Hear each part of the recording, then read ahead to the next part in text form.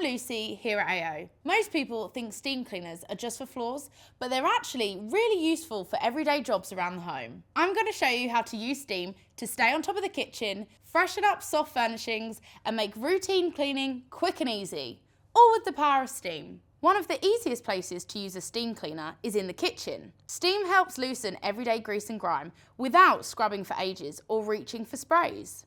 I usually start with the oven door and the hob. Give everything a steam, then wipe it away with a cloth. Always check the manufacturer's instructions to make sure your surface is steam safe, and using distilled water can help prevent limescale buildup in your machine. Steam is also great on sinks, both in the kitchen and bathroom. It can sanitize and kill 99.9% of bacteria without harsh chemicals. Using a nozzle or brush attachment helps you get into those tighter areas around taps and edges. Work slowly and in sections as it gives the steam time to work. Sofas and cushions might look clean, but everyday use can leave them feeling a bit tired. Steam can lift stains and odours, helping them feel fresher again. Just keep it on a low setting and test a hidden spot first. It's all about making everyday jobs quicker and easier and letting steam do all the hard work.